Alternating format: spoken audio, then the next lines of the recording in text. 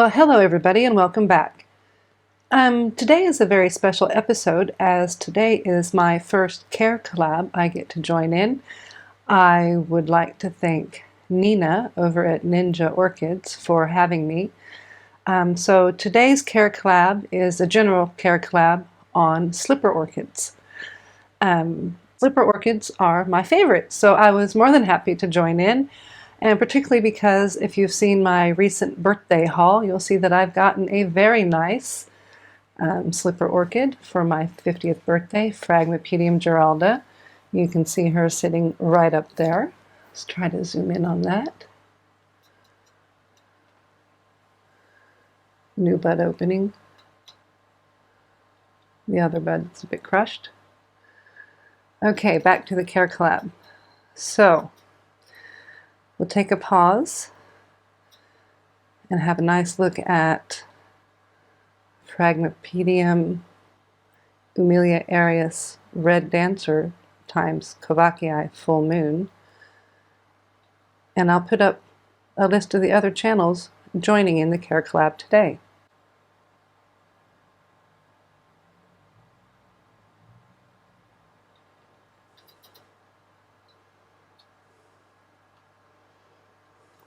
Five different genres of slipper orchids. We're going to be concentrating on the two today that are most commonly grown by orchid enthusiasts in home cultivation, and that is, as I've mentioned, Paphiopedilums and Fragmipediums. Now there is a bit of a difference between Paphs and Frags and how you take care of them, and that's mostly due to where they're found. Paphiopedilums are typically found in tropical forests of Southeast Asia. They're easy to cultivate, and overcultivation is threatening them in the wild. Fragmipediums are found across northern, South, and Central America, and also very easy to cultivate as they do require lower temperatures than Paphs. Now, I do find in my climate that I grow both of these kinds. I grow all of my orchids in my home. They grow pretty well intermediate in just the temperatures that one would find comfortable in their home environment. So I do have ducted air and heating because obviously I'm in Western Australia and it does get very hot here. Today is late spring going into early summer and we're hitting 33 today. So the air will be coming on and winter times are cold but not freezing and wet and rainy, and I think we actually had frost one year. I had to scrape a small layer of frost off the windshield, but that's been probably 6 or 7 years ago, so it normally doesn't even get down to frost levels. I think 10, 11, sometimes down to 7 degrees Celsius. So for those back home, I don't know what that is in Fahrenheit. I'm going to say mid-upper 40s, lower 50s Fahrenheit. So they do just fine. If you're comfortable, they're comfortable. They are water hogs. They do not like to be dry. Paphs, I found you can let get a bit more dry than Frags in my conditions. There is a sweet spot with which you pot these up with.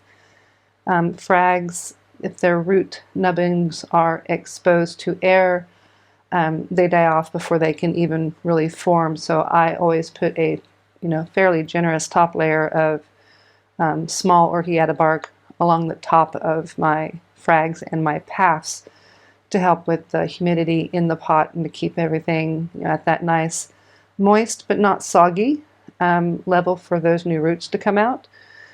So they do appear to be buried pretty deep. I basically kind of aim it to where, we'll grab this one right here. So I kind of try to aim the top layer to where it's just where the two leaf joints kind of touch. You can see there. And this keeps it in a nice healthy level for new root growth. I like these because they're very interesting flower shapes, as you can see. They all have the slipper. The slipper is designed to catch and trap insects so that the insects will struggle to get out, there is a little area inside of the pouch that is not slippery for the insect, so that the insect actually is guided towards the pollinating portion of the plant. So whereas it might look like it's a carnivorous type plant, and it does catch flies, it does not eat them. It uses the insects that it catches in its slipper to help pollinate it. They can get to be quite large plants. Frags can. Paphs tend to be a bit smaller. They bloom with the maturation of each new fan. Each new fan will only bloom once. Fragmipediums grow a new bloom, or I'm sorry, grow a new fan and a new bloom each season, and are therefore fairly fast growers in the slipper world community, whereas Paphiopedilums are very, very slow growers. But the nice thing about paphs is you can get very interesting patterns on their leaves. As you can see, we have just a nice plain, thick, almost succulent-like leaved paph there. And then we have another one with similar thick, very structured leaves, but with subtle variegations to them, and all the way to the species Delenatii, and their beautiful variegated foliage. I got this one as a very young seedling plant, and we have grown this leaf and are now growing this one, and then even other patterns you can see to the leaves. So when you don't have flowers with these ones, if you get the mottled leaves ones, then you still have very beautiful foliage plants to look at. I do find that the variegated or mottled leaves, Paphiopedilums, require a bit less light than the thicker, fleshier, solid green ones. That's just an observation I've made, which is why most of my mottled leaf or variegated leaf paths are kept on the lower shelves that get the least amount of direct sun but the most amount of light augmentation. So next up we're going to discuss potting medium. Alright, so these are the basic ingredients that I use for my terrestrial mix. So as you can see, we have spag moss, peat moss, horticultural hydroponic grade perlite vermiculite, and I am also using large grade Orchiata bark and small little Orchiata bark. And I mix them together equal parts perlite vermiculite, equal parts what they call here large and small. So for me that is a handful. So there are 3 handfuls large, small Orchiata bark and 3 handfuls of that. There is roughly a handful of that shredded and a handful of that, all mixed together into here, which is what I use for all of my terrestrials and even my frags, because I find growing in my climate indoors in Western Australia with ducted heating and air, that my humidity levels without the aid of humidifier are abysmally low, under 20%. I can run a single humidifier in the house, keeps the bedroom where it's running at about 55%, and it keeps the other 2 growing spaces between 48 and 52%, which is fine, but pots dry out incredibly quickly, and frags don't really like to get dry, and I work full-time, so I need something to help me keep moisture in the pot, because I tend to water my frags on Wednesdays and Saturdays, and I pretty well just let the water run right through the pot. I don't have much aeration holes, if any at all, in my frag pots. So shall we talk fertilizing? of slipper orchids. I did not fertilize my slipper orchids for the first few months that I had brought them home from the nursery and repotted them.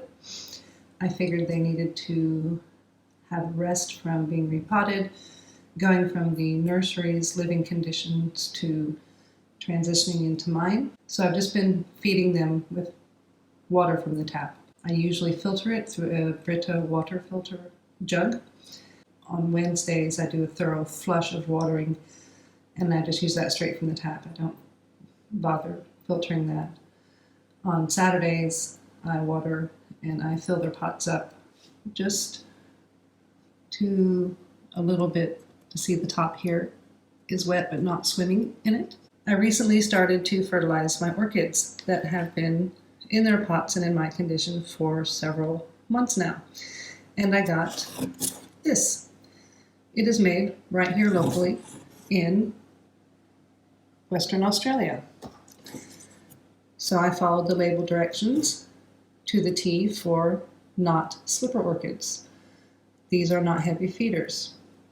With this, what I was doing was taking their recommended dosage, which is 5 mils per liter of water, or 1 teaspoonful. So I was going with 1/4 teaspoonful per liter of water for my slipper orchids, both the frags and the paphs. And the plan was to fertilize these with that mixture once per month. So I did the first go of it and immediately started getting burned leaves. I've turned them off. Now this one keeps on doing this. This is a newer growth. That is a newer growth. So I'm going to really flush this particular one, probably flush it thoroughly with filtered water. I may go ahead and repot this one. I'm not sure yet. I'm going to continue watching it, but from now on, these plants seem to have been doing just fine without the fertilizer, with just the tap water and the filtering and the non-filtered flush.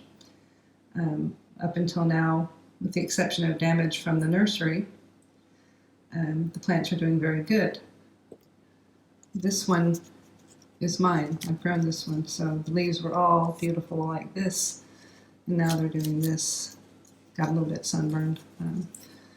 But yeah, so I think the water that we get is groundwater here in Perth, and it comes from the hills, and it is a bit hard, but particularly the frags, they kind of grow along riverbanks and granite walls and rocky formations, so that's why I don't fertilize them and just give them the good flush with straight tap water.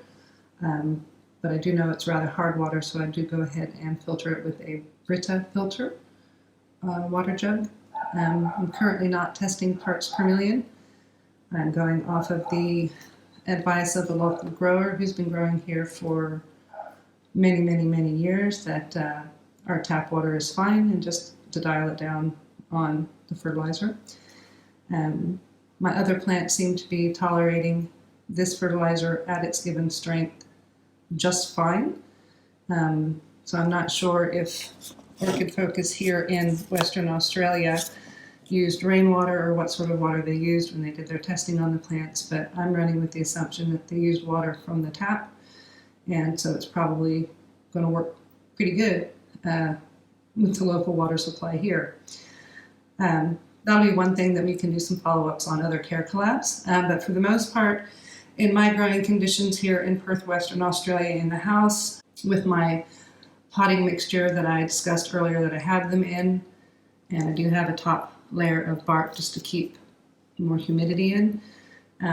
Like I said, on Saturdays, I give them a full soaking for about 5 minutes to where the water level, you can see it, you would be able to see the water level, but it won't be floating bark.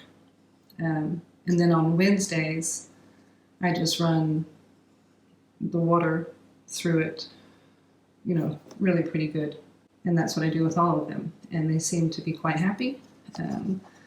This one I've had this one since May, and sorry, it's a little unruly here. You can see that it's happy with the medium. I let it run through, and I just put all the running water and put it right back in here, let it collect in the bottom of the pot. That gets dumped out and cleaned out every time you water, but very happy roots going on. And this is pretty well the condition of all of my Fragmapediums. We'll take a wander to the grow space and we'll look at the roots of some of my Paphiopedilums. Okay, so this is grow space number 1. Obviously this is my bedroom. This is where I grow the plants that I feel need a bit more humidity than they can get in other parts of the house. As you can see, humidifier, little mister. I do use grow lights. I'll put links to the products I use down below. My house is an east-west facing house, so the sun comes up over that house across the street and kind of arcs its way around to the other side of the window, and then it heads out towards the back and gets the back side of the house where I have the other plants growing. I find that Fragmipediums, which are from Central and South America and are on these shelves here. This is my birthday frag. You saw me unbox. This was the largest bud, and it opened a bit crushed, crinkled, and deformed. But this other bud is just starting to open. You can see its petals are going to get a bit longer. It was really interesting to watch that one grow. Pardon my Cycopsis flower spike. Let's zoom in on that one. Look at the colors on that. Just gorgeous. So that's Fragmapedium Giralda. And that's a big plant, so it sits here next to my other big plants. That's a Paphiopedilum, but we're now talking still about Fragmapediums. And again, Fragmapediums are from South and Central America. A goal of my channel and my collection is to have a species of each genre of plant that I own. And this is the species Fragmapedium Piercier. This plant has never bloomed, but since I've gotten it, it has grown 1, 2, and maturing number 3. We've got a new leaf there, and there is a new leaf coming in right there. So this one is quite happy. Again, these are in my terrestrial mix that I showed you earlier in the show. A lot of these I got as very small plants, so I have a while until they bloom. The bigger plants are from Nicky Slippers, Piercier, Shortere, Sedini candidum. Here is our lovely lady in bloom, Emilia Arias, Red Dancers times Cavacii, full moon. And we have back here a tragedy. When we went on holiday, this one, if we can get in behind here, was growing a flower spike, and a bug got it, and a bug got this, and I don't know what it was, but I've treated it with paraffin liquid, water, isopropyl rubbing alcohol, and some dish soap. I've done that every 10 days, giving it a good wash off on the warm days between before I put the new coat on, and it seems to be doing better. Fragrant Schomburg. So these ones are on my higher wattage grow lights. and they are sitting most directly where they get the longest amount of daylight from the window. I find, again, like I mentioned, that frags, at least in my growing environment, need a bit more light than my paths. As you can see, I have these down here, and these have got good, beautiful, strong, glossy leaves. They do get pretty good dappled light from the sun, and we have grow lights there. They're full spectrum, but I like the white lights as opposed to the pinky purpley ones because those make my head hurt. I have my paths, even though they are epiphytes. I have them planted in the same medium as I have my frags. And why is that? Because these are thirsty little guys, and I work full-time. I actually have a full-time and a part-time job. So they're thirsty little guys, and they have adapted to my Wednesday flushing, Saturday soak watering routine. And we've seen the earlier frag, and let's have a look at our path Albion. Gorgeous fruit all the way down at the pot she's taken to this medium well. And again, I do the same with the watering. Give them a good flushing on Wednesdays, and on Saturdays they get a good soak in filtered water. And I don't really let it drain, and just whatever water stays in the pot stays in there until the next watering time, when that is dumped out. Down here, we have ones that seem to like a little bit lower light condition. This one is my recovery that had bush snails when I got it, so I have it propped up. It is staying nice and healthy, very wobbly in the pot. There is not much roots left. We've got just good healthy growth. Got old fan dying off in the back there, but that's new growth coming in here. We've got lots of new growths coming in with this little gal here as well. And these ones, supplemental lights, come on for about 8 hours a day.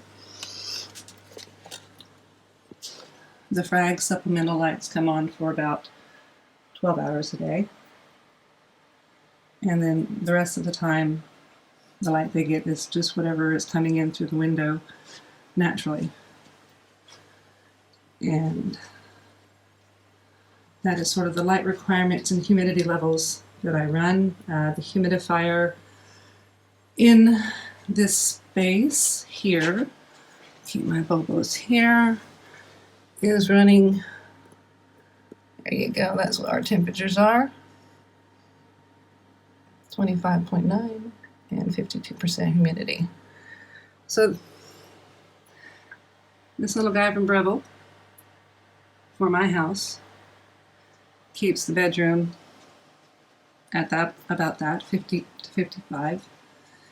And it keeps my other growing areas in the living area about 48 to 50. Now we'll see when summer comes, because summer is quickly coming upon us, and summer is dry and hot and very dry. So I might get a second humidifier for the other side of the house for summer. But for now, everyone seems quite happy. And I would like to thank Nina over at Ninja Orchids and all the other channels for having me on this Care Collab. I really appreciate it. Thank you very much for watching. I hope everyone has a wonderful, lovely day. Keep happy, healthy, and safe. Cheers.